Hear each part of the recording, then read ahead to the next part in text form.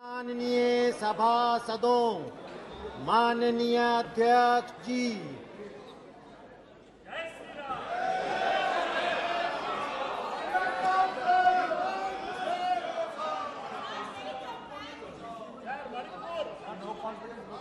प्रश्नकाल 221 श्री करवा गोरंतल माधव।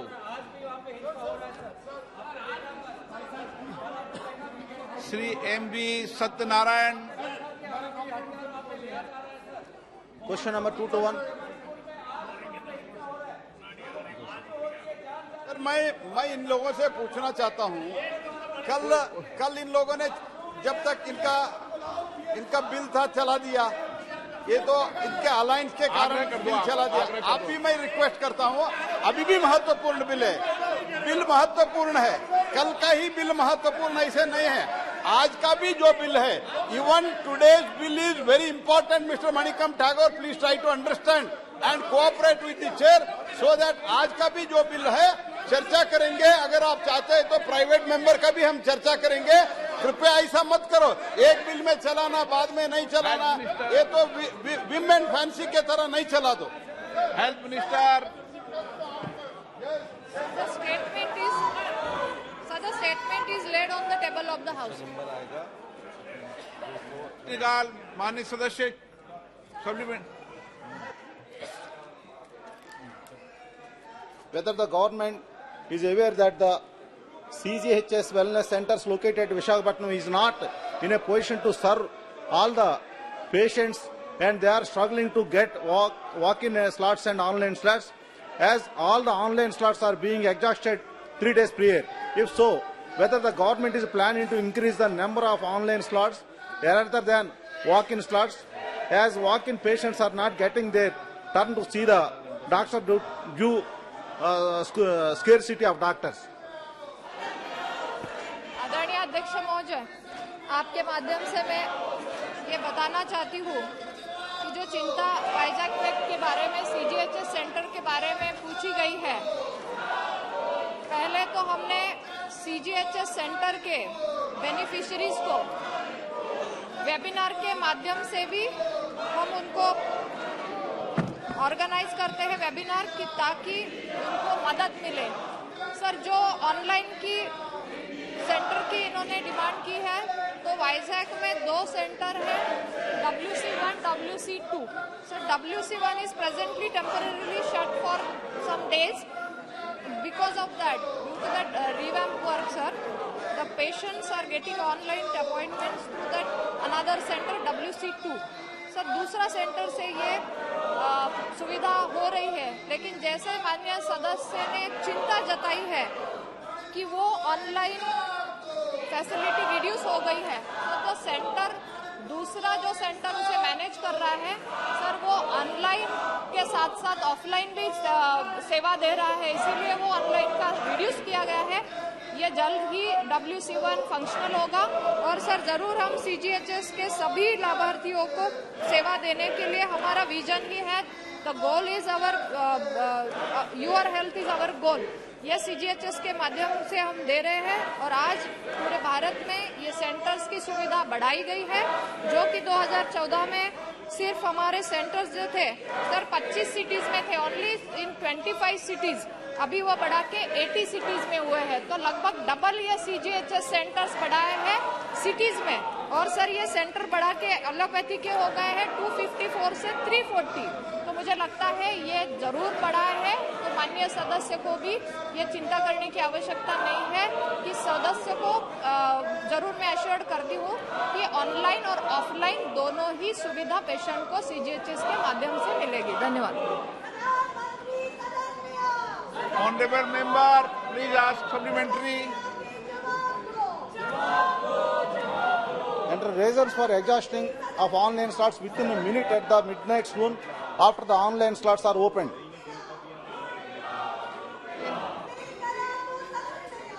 आदरणीय अध्यक्ष महोदय, जो कि ऑनलाइन स्लॉट्स के बारे में बोला, मैंने फिर वही बोल रही हूँ कि ऑनलाइन स्लॉट एक ऑफलाइन स्लॉट, ये डॉक्टर पे जो लोड मैनेज कर रहे हैं, तो उन्होंने ऑनलाइन स्लॉट को कम किया है, क्योंकि एक दूसरे सेंटर का भी लोड उस दूसरे सेंटर पे आ रहा है। जल्द ही वो सुविधा होगी।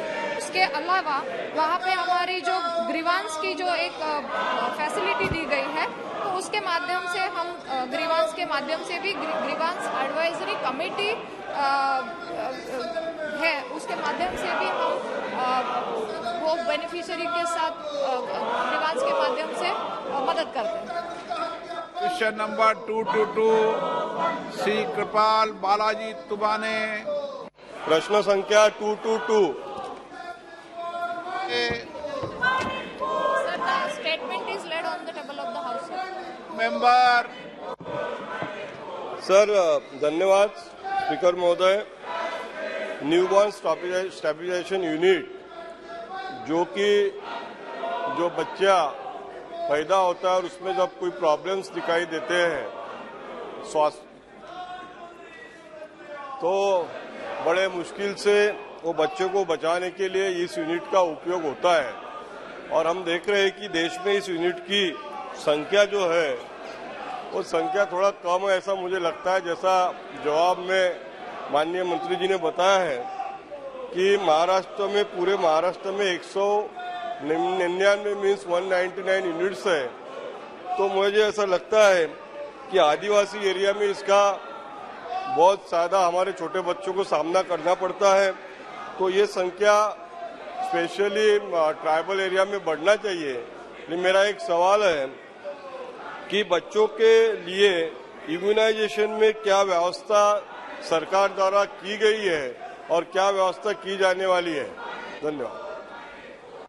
आदरणीय अध्यक्ष महोदय, माननीय सदस्य तुमाने जी ने बहुत ही अच्छा सवाल उठाया है कि बच्चों के बारे में, और जो बच्चे खास करके ट्राइबल एरिया में आते हैं उनके लिए क्या सरकार व्यवस्था कर रही है, और इम्यूनाइजेशन पर खास करके माननीय सांसद महोदय ने सवाल दिया है।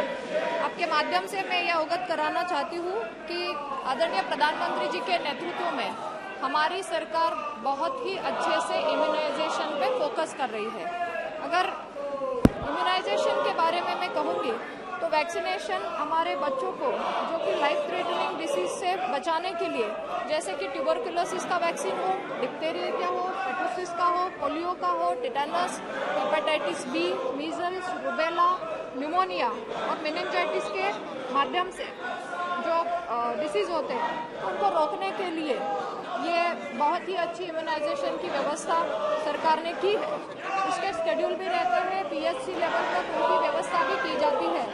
और रोटावायरस वैक्सीनेशन जो कि प्रिवेंशन करता है रोटावायरल डायरिया से, वो भी वैक्सीन प्रोवाइड किया जाता है। और उसके साथ ही जो हमारी सरकार की पहल है कि बच्चों को सुरक्षित रखे, तो न्यूमोकोकल कॉन्जुगेट वैक्सीन भी इंट्रोड्यूस किया गया है, उसके लिए बजट भी दिया गया है। और ये पहली बार हुआ है कि हमारी सरकार ने बच्चों के लिए इस तरीके का वैक्सीन फ्री में अवेलेबल कर दिया है। और ये हमारे सब डिस्ट्रिक्ट पीएचसी लेवल तक इसका प्रावधान है कि सभी क्षेत्रों को ये कवर करे। और जैसे आदरणीय सांसद महोदय ने कहा है कि ये संख्या जो है NBSUs की वो कम है सर, लेकिन मैं ये कहूँगी कि जैसे जैसे स्टेट गवर्नमेंट से हमें प्रपोजल्स आते हैं तो प्रपोजल के माध्यम से हम केंद्र सरकार उस डिमांड को पूरा करने के लिए बजट देते हैं।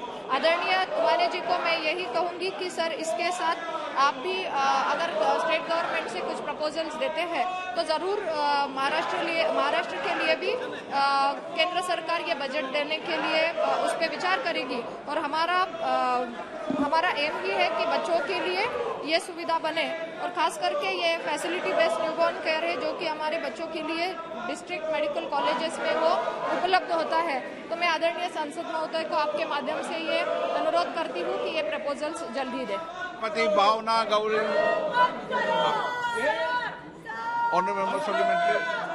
धन्यवाद।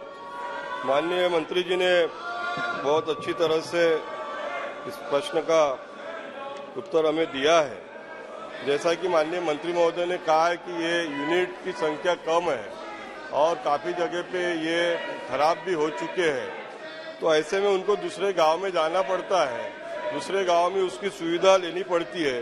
ऐसे समय में सरकार ने वो न्यूबॉर्न बच्चों के लिए कुछ व्यवस्था करना चाहिए, ऐसा मुझे लगता है।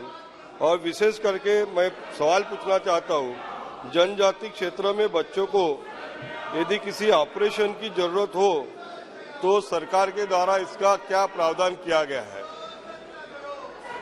आदरणीय अध्यक्ष महोदय, मैं धन्यवाद देती हूँ आदरणीय सांसद महोदय का कि जनजाति क्षेत्र की चिंता बताते हुए उन्होंने ये भी मांग की है कि बच्चों की, खास करके छोटे बच्चों जो कि 0 से 18 इयर्स के आते हैं, उनके लिए क्या सुविधा रखी है। मैं आपके माध्यम से ये अवगत कराना चाहती हूँ कि जैसे हमारी आशा बहनें हैं, हमारी आशा बहनें इसके लिए होम विजिट्स भी करती है और आशा बहनें आज हमारे पूरे भारत में 10 लाख आशा बहनें काम कर रही है, जो कि आइडेंटिफाई करती है, मदद करती है। और उसके साथ ही हमारा राष्ट्रीय बाल स्वास्थ्य कार्यक्रम RBS की स्कीम ऐसा स्कीम है जिसके माध्यम से हम 0 to 18 के बच्चों को स्क्रीनिंग भी करते हैं अलग अलग हेल्थ कंडीशंस के लिए, जो कि लगभग 30-32 हेल्थ कंडीशंस है। और जिसके लिए वो हम डिसीज हो, कोई डेफिशिएंसी हो, कोई डिफेक्ट हो या डेवलपमेंटल डिले हो, जिसके लिए हम उनको स्क्रीन करते हैं अंडर दिस RBS की स्कीम। और बच्चों की सर्वाइवल के लिए जो जो आवश्यकताएं हैं वो स्क्रीनिंग में सभी स्क्रीनिंग व्यवस्था में होती है। Sir, district early intervention centre जो होते हैं, ये डिस्ट्रिक्ट हेल्थ फैसिलिटी लेवल के माध्यम से हम एस्टैब्लिश करते हैं कि जो कंफर्म होते हैं, ये जो DEICs है, ये सेंटर से जो कंफर्म करते हैं और मैनेजमेंट के लिए काम करते हैं। और इस तरीके के अगर बच्चों को आवश्यकता है, अगर ऑपरेशन की, जो माननीय सदस्य ने चिंता जताई है कि अगर ट्राइबल जनजाति क्षेत्र में बच्चों को ऑपरेशन की जरूरत होती है सर, तब ये DEIC कमेटी के माध्यम से, ये सेंटर के माध्यम से हम बच्चों को चिन्हित करते हैं और उनकी ऑपरेशन की व्यवस्था भी की जाती है। सर, ये बहुत अच्छी तरह से कुछ जिलों में काम भी हो रहा है और कुछ जगह तो कैंप भी आयोजित किए जाते हैं। माननीय सदस्य को आपके माध्यम से मैं अवगत कराना चाहती हूँ कि आप भी आपके क्षेत्र में एक ऐसा कैंप लगाइए और RBSK के माध्यम से बच्चों का स्क्रीनिंग भी हो और उनको ट्रीटमेंट भी मिले। और ये बहुत बड़ी उपलब्धि है सर कि हमारी सरकार ने आदरणीय प्रधानमंत्री जी के नेतृत्व में चलाई गई एक पहल है कि जिसके माध्यम से हम बच्चों को उनकी हेल्थ को लेके हम बहुत ही चिंतित है और उनकी सुविधा देने के लिए हम कटिबद्ध हैं। Shrimati Bhavana Gawali, question number 223 Shri Nama Nageswara Rao. Thank you speaker साहब। स्पीकर साहब, ये तो एग्रीकल्चर सेक्टर का यूरिया के बारे में हम क्वेश्चन पूछा था और उसमें मंत्री जी ने अपना जो रिप्लाई देने का टाइम में माननीय मेंबर जो क्वेश्चन नंबर, पहले क्वेश्चन नंबर 223 सर। अध्यक्ष महोदय, जवाब सभा पटल पर रखा गया। सब जो क्वेश्चन का जो आंसर, वो जो हम पूछे उसका आंसर जो है ना, आंसर हमको नहीं मिला है। हमारा क्वेश्चन ये था, अभी तक जो है ना देश में पूरा रिक्वायरमेंट क्या है यूरिया का, सबसे ज्यादा जो सब्सिडी जो प्रोवाइड कर रहा है वो सब्सिडी जो है state wise, UT wise last 5 years का सब्सिडी क्या है बोल के पूछा है, उसका नहीं दे पाया। सिंपली जो है ना एक लमसम फिगर दिया है 2,54,798 का। और हमारा जो इम्पोर्टेंट क्या है, आज का दिन में देश में फार्मर्स के लिए यूरिया नहीं मिल रहा है। इन पर्टिकुलर हमारा तेलंगाना में तो यूरिया का वजह से बहुत दिक्कत हो रहा है। हम लोग को जितना रिक्वायरमेंट था वो रिक्वायरमेंट में कम से कम जो है ना 50% भी जो है ना नहीं दे रहा है। बहुत दफा हम लोग अप्रोच किया है। अभी not only Telangana, entire India का यूरिया को सप्लाई फुल फ्लेज्ड करने के लिए कब तक जो है ना आपका प्रणाली का है। और आपका जो है न्यू यूरिया पॉलिसी जो लगाया, न्यू यूरिया पॉलिसी। साहब एक मिनट सुन लीजिए मंत्री जी, मंत्री साहब एक मिनट तो सुन लीजिए मंत्री साहब। किसानों के ऊपर और खत के ऊपर राजनीति न करे। तेलंगाना गवर्नमेंट, देश के सारे गवर्नमेंट, वो बीजेपी का हो या गैर बीजेपी का हो, मोदी सरकार के लिए देश के किसान है और किसान को खत की उपलब्धि करने का जिम्मेदारी मोदी सरकार की है और पिछला 9 साल में लगातार देश के किसानों को जितना उर्वरक चाहिए उतना पूरा उर्वरक हम देश के किसानों को दे चुका है। और माननीय सदस्य को मैं ये कहना चाहता हूं कि हमारा व्यवस्था IFMS सिस्टम के जरिए से देश के हर जिले के अंदर राज्य सरकारों के साथ जितना मांग है उस मांग के तहत हम सप्लाई करने का हमारा व्यवस्था है।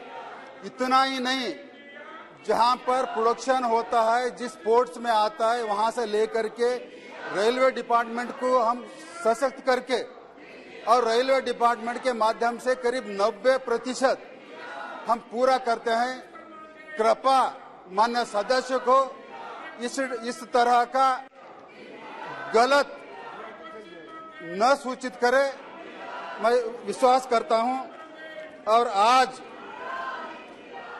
देश के अंदर किसानों को प्रति वर्ष 350 लाख मैट्रिक टन की जरूरत है और उसके हिसाब से तेलंगाना को अब तक 7.24 लाख मैट्रिक टन हमने अभी तक अवेलेबल कर दिया और आज के दिन में 8.92 लाख मैट्रिक टन अवेलेबल है वहां पर। आज भी क्लोजिंग स्टॉक माननीय सदस्यों को मैं याद दिलाना चाहता हूं कि 5.03 lakh metric tonne today is available in Telangana. कृपया इतना ही नहीं है अध्यक्ष महोदय, प्रधानमंत्री जी का विशेष करके किसानों के ऊपर ध्यान रखते हुए अंतर्राष्ट्रीय स्तर पर पिछला 4 साल में लगातार कीमतें बढ़ते गए हैं, लेकिन मोदी सरकार 2018-19 में हमने सभी उर्वरक के ऊपर सब्सिडी 73,435 करोड़ दिया था। अंतर्राष्ट्रीय स्तर पर कीमतें बढ़ने की वजह से 22-23 के अंतर्गत 2,54,841.43 करोड़ दिया है। उतना ही नहीं अध्यक्ष महोदय, देश के अंदर भारत सरकार, मोदी सरकार किसान को 45 किलो का यूरिया के ऊपर केवल 266 रुपया चार्ज करती है। वही हमारा नेबरिंग कंट्री बांग्लादेश 720 रुपया चार्ज करता है, पाकिस्तान 800 रुपए पर बोगी चार्ज करता है, चाइना 2100 रुपए चार्ज करती है, USA 3000 रुपए चार्ज करती है। दुनिया के अंदर सबसे कम रेट से किसानों को देने वाला एकमात्र सरकार है मोदी सरकार है। अध्यक्ष महोदय धन्यवाद। पहले तो मंत्री महोदय, आप किसान का बारे में बात करें तो राजनीति बोल के बोला ये अच्छा नहीं लगेगा, आपको शोभा नहीं दे रहा है। दूसरा बात, हमारा जो आप ही का जो है ना मुंह से ये निकला है, हम लोग सिर्फ जो है ना 90% 90% तक दे रहा है। मतलब आप खुद एग्री किया है, पूरा 100% रिक्वायरमेंट नहीं दे पा रहे, 90% दे रहा बोल के। हमारा सप्लीमेंट्री क्वेश्चन ये है, जो आप इंपोर्ट कर रहे हैं, इंपोर्ट कितना जो है ना इंपोर्ट कर रहा है अभी आज ऑन डेट में, वो इंपोर्ट टोटल 100% इंडिजिनस करने के लिए आपका न्यू यूरिया पॉलिसी का अनुसार कब तक जो है ना देश में हर एक किसान को, हर एक बोरी जो है ना, हर एक आदमी को, हर एक एकड़ को जो यूरिया मिलेगा, उसके लिए थोड़ा बता दीजिए। Thank you. अध्यक्ष महोदय, 90% थ्रू रेक्स, रेलवे रेक्स के माध्यम से बोला मैंने, यानी किसान को 100%, उससे भी ज्यादा हमारा अवेलेबिलिटी आज के दिन में हर राज्यों के अंदर है। और अभी सप्लीमेंट्री के लिए नेशनल इन्वेस्टमेंट पॉलिसी के तहत और ये 2012 को लेकर के 2014 में मोदी सरकार अमेंडमेंट किया, अक्टूबर 2014 में माननीय अध्यक्ष महोदय। इसमें से 6 नया यूनिट इंडिजिनियसली प्रोडक्शन हो और मोदी सरकार की हर क्षेत्र के अंदर आत्मनिर्भर बनना चाहता है। इसी के कारण इस क्षेत्र में भी अंदर उर्वरक क्षेत्र के अंदर भी यूरिया के प्रोडक्शन के आत्मनिर्भर हो। इसी के लिए 6 यूनिट, हर यूनिट का कैपेसिटी 12.7 लाख मेट्रिक टन पर एनएम है अध्यक्ष महोदय, और 6 यूनिट यदि अगर क्यूमुलेटिव करते हैं तो 76.2 लाख मेट्रिक टन देश के अंदर उत्पादन हो रहा है। इसमें से ऑलरेडी 5 यूनिट कमीशन हो चुका है और प्रोडक्शन हो रहा है अध्यक्ष महोदय। धन्यवाद अध्यक्ष महोदय। माननीय सदस्यगण, प्रश्नकाल महत्वपूर्ण विषय है। स्वास्थ्य किसानों पर चर्चा हो रही है। मेरा आपसे आग्रह है कि प्रश्नकाल को चलने दें और कई महत्वपूर्ण प्रस्तावित विधेयक हैं। आप प्रश्नकाल पर चर्चा नहीं करना चाहते, प्रस्तावित महत्वपूर्ण विधेयकों पर चर्चा नहीं करना चाहते, आप सदन नहीं चलाना चाहते। महत्वपूर्ण विषयों पर चर्चा पर मुद्दा करिए, चर्चा करिए। मैं आपसे आग्रह करूंगा, हर मुद्दे पर आपको पर्याप्त समय, पर्याप्त अवसर मिलेगा। ये देश देख रहा है कि आप सदन नहीं चलाना चाहते। सदन की कार्रवाई आज 12 बजे तक के लिए स्थगित की जाती है।